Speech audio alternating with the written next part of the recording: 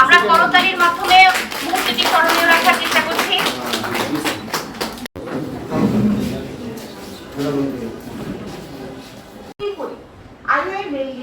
আমরা যেখানে সিমেন্টের সাপোর্টটা তত তার সাকসেসের বাড়বে। যদি আমরা 3 থেকে 4 বার করি সেক্ষেত্রে আমাদের সাকসেস হচ্ছে। আউটডোরে যে বসানো কিন্তু দেখা করতে পারে। আমি তো খুব ভয় করে স্যারের কাছে গেলাম।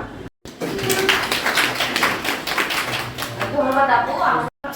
সেই জন্য আমরা স্যারকে আমাদের সবার পক্ষ থেকে উদ্বোধনের সময় সম্মানিত ময়মনসিংহ মেডিকেল কলেজ এবং হসপিটালের জন্য একটা আনন্দের দিন, এমন একটা সুন্দর জিনিস উদ্বোধন করার জন্য, বিশেষ করে স্যার চলে যাওয়ার আগ মুহূর্তে আমাদেরকে একটা সুন্দর জিনিস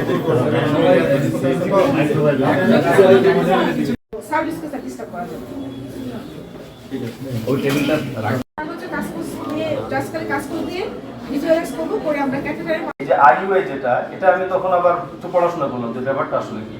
আসলে এই যে বন্ধাত্বের যে স্টেজগুলো, ট্রিটমেন্টের যে স্টেজগুলো, এটা ফার্স্টে যেমন লাইফ স্টাইল, মেডিসিন, তারপরে আইইউআই, এরপরে আইভিএফ, এরপরে আইসিএসআই একটা আছে, সেটা আইভিএফ এর চেয়েও আরও একটু অ্যাডভান্স, যে ইন্ট্রাসাইটোপ্লাজমিক স্পার্ম ইনজেকশন।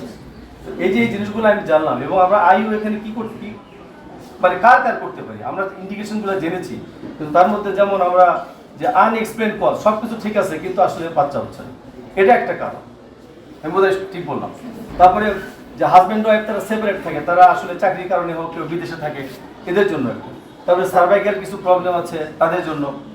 এই যে জিনিসগুলো, এগুলো আসলে এই ইন্ডিকেশনগুলো যখন আমি জানলাম, তখন মনে করলাম যে এই জিনিসগুলো আসলে এখানে করা সম্ভব। এবং আমাদের বেসিক্যালি নেক্সট আমরা অতদিন পর্যন্ত থামবো না, আমি হয়তো এখানে থাকবো না, কিন্তু ম্যাডামকে আমি বলে যাচ্ছি, প্রিন্সিপাল স্যার আছেন এবং আপনারা যারা এখানে আছেন, আপনারা এখানে অনেকেই থাকবেন, আপনারা এই কাজটাকে এগিয়ে নিয়ে যাবেন যেন এখানে আইভিএফ হয়।